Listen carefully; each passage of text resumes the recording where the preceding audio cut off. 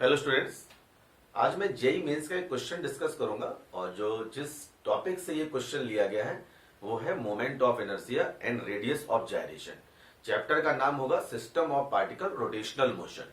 ठीक है, इस क्वेश्चन को ध्यानपूर्वक देखें तो यहाँ पे लिखा हुआ है circular disc of radius b, यानी ये सर्कुलर डिस्क है जिसका रेडियस बी है। देखिए ब्लैक कलर से मैंने रेडियस बी दे रखा है। Has a hole of radius A, यानी कि कोई भी डिस्क है, जैसे सीडी डिस्क होती है, डीवीडी डिस्क होती है, उसमें देखिए बीच में एक होल होता है, तो उस होल का जो रेडियस है वो ए दे रखा है, तो मैंने यहाँ पे ए लिख दिया। क्लियर, फिगर में दे रखा है if the mass per unit area, इस बात को ध्यान से देखें, if mass per unit area of a disc varies sigma naught upon r. इसका मतलब सिग्मा नॉट अपॉन आर है, इसको बोला जाता है sigma equal to sigma naught upon r, मैंने लिख दिया। इसको बोलेंगे सरफेस मास डेंसिटी। ये जो सिग्मा लिखा हुआ है मैंने, इस सिग्मा को बोला जाता है surface mass density. As per the question मैंने यहां पे लिख दिया है radius of gyration of a disc about r, यानी कि आर के अकॉर्डिंग, यानी कि इस एरिया से आपने एक स्मॉल एलिमेंट यहां से कट कर लिया। ये स्मॉल एलिमेंट है जिसकी जो विड्थ है वो dr है और जिसकी जो डिस्टेंस है ओरिजिन से वो r है, यानी कि होल के सेंटर से r डिस्टेंस पर आपने एक एरिया यहां से कट कर लिया है। क्लियर, जिसकी विड्थ है dr। ये बात है, ठीक है ना। About r its axis passing through a centre is, यानी कि सेंटर से पास होते समय r डिस्टेंस पे आपने एक एरिया कट कर लिया है जिसकी विड्थ dr है। ठीक है, तो आप देखिए हम निकालेंगे यहां पर मास, यानी कि small element, mass of small element, यानी कि इस स्मॉल एलिमेंट का मास निकालेंगे जो मैंने ये कट कर रखा है। तो इसको कैसे लिखा जाएगा, small amount of mass small amount of area equal to sigma, ये हो जाएगा। तो मास की वैल्यू कितनी आ जाएगी, मास की वैल्यू आ जाएगी dm is equal to sigma a, sorry sigma d a क्यों लिखा है, क्योंकि स्मॉल अमाउंट ऑफ, हमने यहां पे एक जो डिस्क काट रखा हुआ है उसका एरिया भी स्मॉल होगा और उसकी विड्थ भी स्मॉल होगी। ठीक है ना, तो स्मॉल अमाउंट ऑफ मास का स्मॉल अमाउंट ऑफ एरिया का आपने यहां पर एक डेंसिटी निकाल रखा है। डेंसिटी का मतलब क्या होता है, मास पर यूनिट एरिया। ये भी एक प्रकार का डेंसिटी है जो सिग्मा से रिप्रेजेंट किया है और फुल फॉर्म है इसका सरफेस मास डेंसिटी। अब देखिए सिग्मा की ये वैल्यू यहां पर लगा लेते हैं, तो dm equal to sigma naught upon r. अब ये डीए क्या होगा, अगर आप इस टिप्स को देखें जो मैंने एरिया काट रखा है, जब इसको काटेंगे तो कुछ इस तरीके का इसका सरफेस बन जाएगा। ठीक है, जिसकी विड्थ हो जाएगी dr और जिसका ये जो लेंथ हो जाएगी वो हो जाएगी 2 पाई r, क्योंकि r रेडियस यहां पर देखिए दे रखा है यहां से। ठीक है ना, तो इसका मतलब क्या हुआ कि ये वैल्यू हो जाएगी 2 पाई r dr, r से r कैंसिल हो जाएगा और dm की वैल्यू आ जाएगी dm is equal to sigma naught 2 pi dr। अब देखिए ये हमने मास निकाल रखा है स्मॉल अमाउंट ऑफ मास, ठीक है, इस स्टेप्स का। तो अगर मुझे कंप्लीट मास निकालना है तो होल से लेके इस डिस्क के एरिया तक, यहां से यहां तक के अगर हम इंटीग्रेट कर दें, होल से डिस्टेंस और इस सेंटर से पूरे डिस्क के डिस्टेंस को इंटीग्रेट करेंगे तो पूरे इस डिस्क का मास हमको फाइंड आउट हो जाएगा। तो मैं क्या करूंगा, यहां पर इसको इंटीग्रेट करेंगे। आपको पता है कि अगर हमें स्मॉलेस्ट से मैक्सिमम वैल्यू लेनी होती है तो हम इसको इंटीग्रेट करते हैं। तो डीएम का इंटीग्रेट करेंगे 0 से m से डीएम तक, इसी तरीके से a से लेके b sigma naught 2 pi dr ये विड्थ ले रखी थी मैंने। ठीक है ना, अच्छा अब देखिए इसका इंटीग्रेट करेंगे तो ये तो हो जाएगा कैपिटल M और इसको मैं डायरेक्ट कर देता हूं, सिग्मा बाहर आएगा, 2 पाई भी बाहर आएगा, कांस्टेंट होगा और ये हो जाएगा r और लिमिट हो जाएगी a से लेके b। तो m की वैल्यू हो गई sigma naught 2 pi b minus a। B minus A, ये इक्वेशन 1 हो गई। इस वैल्यू को मैं यहां पर लिख लेता हूं और उसको इरेज करूंगा, फिर नेक्स्ट स्टेप्स करते हैं क्योंकि स्पेस कम है बोर्ड पर। आप इसको नोट कर सकते हैं, ठीक है ना। तो मैं जो भी मेरी वैल्यूज आई है फाइनल वैल्यू एम की, वो मैं यहां लिख लेता हूं, M equal to sigma naught 2 pi B minus A, ये वैल्यू आ गई। याद रखें कि अपने को रेडियस ऑफ जाइरेशन निकालना है, तो रेडियस ऑफ जाइरेशन निकालने के लिए हमको आई चाहिए और एम चाहिए। एम हमने यहां पे प्रोड्यूस कर लिया है, अब बात करेंगे हम आई की। चलिए मैं इसको इरेज करता हूं और अब हम निकालते हैं आई।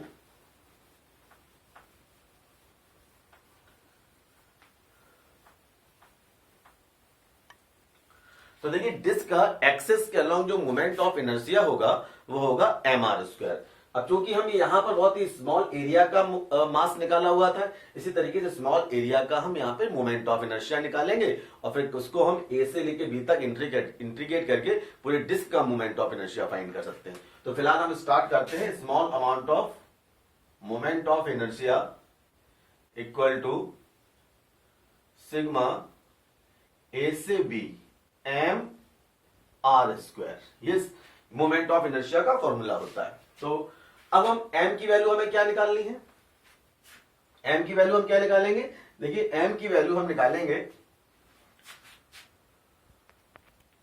तो देखिए m की वैल्यू हम कैसे निकालेंगे। अब चूंकि देखिए small amount of moment of inertia है, स्मॉल डिस्टेंस है, तो इसका मास भी स्मॉल dm हो जाएगा। तो di is equal to a two b dm r square.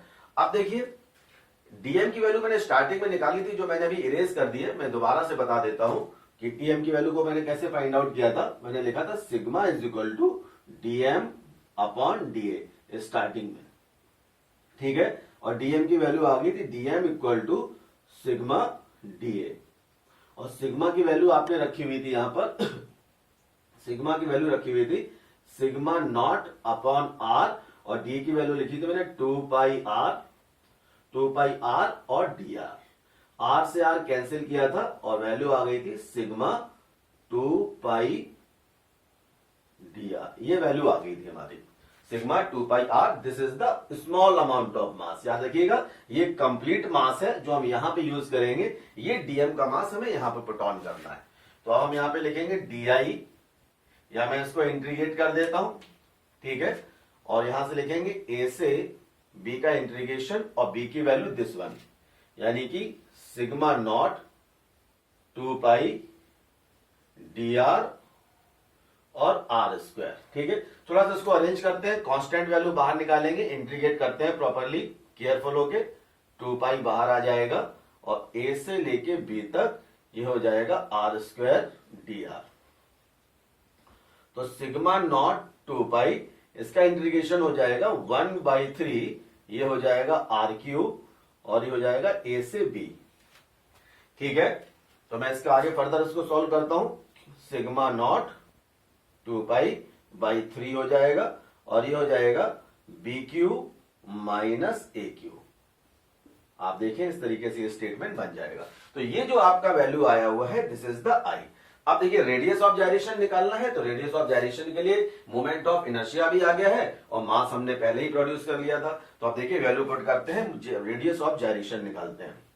तो रेडियस ऑफ जाइरेशन के लिए रूट लगाएंगे यहां पर, आई की value sigma naught 2 pi upon 3, और बी क्यू को हम क्या लिख सकते हैं, बी क्यू को लिख सकते हैं B minus A cube minus B cube का फॉर्मूला लगाएंगे, A square plus B square plus A B, 2ab मत कर देना, ए बी फॉर्मूला होता है, अपॉन। अच्छा अब बात करनी है एम, मास का फॉर्मूला वैल्यू क्या लिखी हुई है, ये लिखी हुई है Q naught sigma naught 2 pi B minus A. तो देखिए बी माइनस ए से B minus A cancel out, sigma naught से sigma naught cancel out, 2 pi से 2 पाई कैंसल आउट, ठीक है ना। तो आपका जो बचा हुआ टर्म आ जाएगा वो कुछ इस तरीके से आ जाएगा, k is equal to root a square plus B square plus A b upon 3। तो आप देखें कौन सा आंसर मैच करेगा, हमारा आंसर मैच करेगा C, this is the right answer. चलो स्टूडेंट, नेक्स्ट क्वेश्चन डिस्कस करते हैं। क्वेश्चन लिया है मैंने AIPMT 2015 का क्वेश्चन है, और ये क्वेश्चन भी system of particle of rotational motion से है, और जो कंसेप्ट यूज किया जाएगा वो लीवर प्रिंसिपल का या प्रिंसिपल ऑफ मोमेंट, और इसको लीवर प्रिंसिपल भी बोलते हैं। तो अभी क्वेश्चन में क्या दे रखा है कि एक रॉड है जिसका वेट W है, ठीक है, supported by the 2 parallel knife edge. देखिए 2 पैरेलल नाइफ एज मैंने यहां पर यूज कर रखी है, ठीक है। A एंड B, दोनों का name A and B is equilibrium. अगर इक्विलिब्रियम है इसका मतलब दोनों साइड का वेट यहां पर इक्वल होगा। R the distance of D, यानी कि दोनों के बीच का जो डिस्टेंस है वो D है, तो मैंने यहां पे D इसका डिस्टेंस सेट कर लिया, ठीक। From each other the centre of mass, जो COM है उसका full form centre of mass है, rod A at A distance from A, यानी कि ये जो डिस्टेंस है यहां पर ये x डिस्टेंस तक यहां पे दे रखा है, तो इसका मान लीजिए मैंने ये डिस्टेंस अगर मैं मान लू कि ये अगर x डिस्टेंस होगी तो ये बची हुई डिस्टेंस d माइनस x होगी, as per the question. Question में लिखा हुआ है कि जो सेंटर ऑफ मास से A का जो डिस्टेंस है, सेंटर ऑफ मास यहां पर होगा वो x डिस्टेंस पर है, तो इसका मतलब जो B वाला पोर्शन होगा वो d माइनस x पोजीशन पे होगा। अब दोनों पे ये वेट यहां पर इस पे वर्क कर रहा है, तो वर्क करते समय इस पर एक वर्क काम कर रहेगा, that is the normal reaction. यहां पे भी नॉर्मल रिएक्शन वर्क करेगा, दैट विल बी द, इस पर भी एक नॉर्मल रिएक्शन वर्क कर रहा होगा, ठीक है ना, क्योंकि नॉर्मल रिएक्शन की बात की जा रही है। और चूंकि ये इक्विलिब्रियम पे है तो यहां पर जो W1 की वैल्यू बराबर होगी, यानी W की वैल्यू जो बराबर होगी वो होगी N1 प्लस N2 की, ठीक है। जनरली आप कंफ्यूज हो रहे होंगे कि यहां पर हम mg की बात करते हैं, लेकिन कोई बात नहीं, mg भी एक प्रकार का फोर्स है, नॉर्मल रिएक्शन भी एक प्रकार का फोर्स है, नॉर्मल रिएक्शन भी ऊपर की ओर काम कर रहा होगा। फिलहाल मैंने यहाँ पे मान रखा है कि इन दोनों के बीच में जो नॉर्मल रिएक्शन N1 है और यहाँ पर भी जो नॉर्मल रिएक्शन है वो N2 है, क्योंकि हमें जो क्वेश्चन दे रखा है वो नॉर्मल रिएक्शन के फॉर्म में दे रखा है, तो मैंने मान लिया कि इस पर नॉर्मल रिएक्शन काम कर रहा है N1, इस पर नॉर्मल रिएक्शन काम कर रहा है N2 ऊपर की ओर, ठीक है। नॉर्मल रिएक्शन हमेशा सरफेस से परपेंडिकुलर लग रहा होता है, क्योंकि मैंने यहाँ पे इंडिकेट कर दिया है इस पर नॉर्मल रिएक्शन N1 है और N2 है। इसको बिल्कुल भी ना समझें कि नीचे की ओर डाउनवर्ड डायरेक्शन में लग रहा है, ये परपेंडिकुलर टू द सरफेस लग रहा होता है, ठीक है। अगर ये ऑब्जेक्ट दोनों इक्विलिब्रियम है तो इसकी वैल्यू हो जाएगी W equal to N1 and N2। अब लीवर प्रिंसिपल के according anti clockwise momentum equal to the clockwise momentum होता है, तो मैं शॉर्ट में लिख देता हूं यहां पर, अकॉर्डिंग टू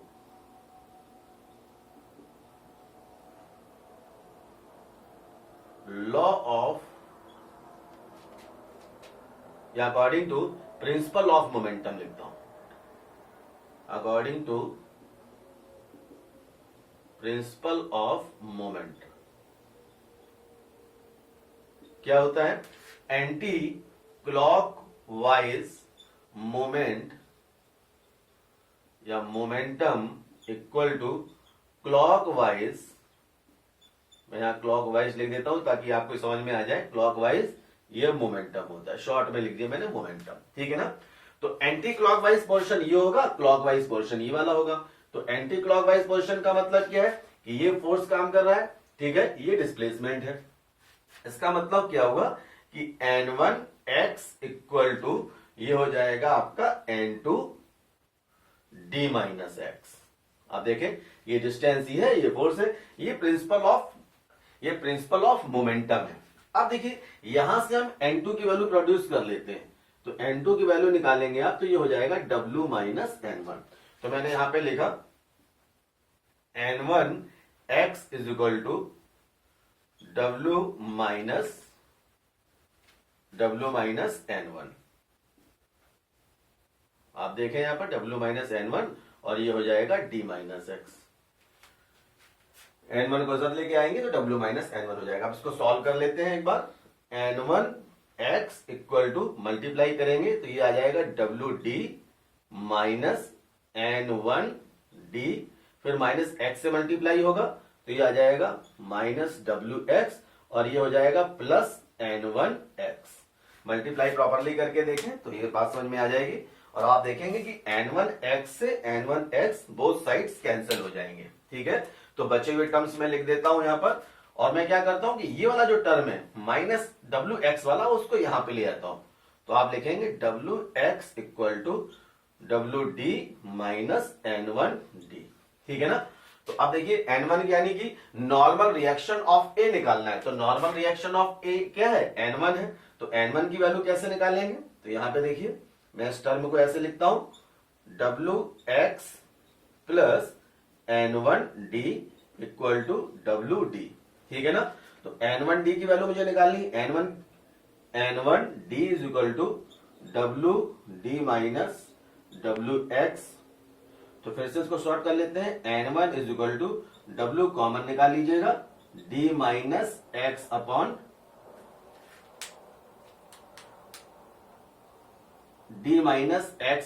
डी। तो देखिए कौन सा ऑप्शन सही हो रहा है, W equal to D minus X upon D. तो this is your right answer. क्या सही से विजिबल है, N1 equal to W D minus X upon D. तो W D minus X upon D is a right answer. Thank you.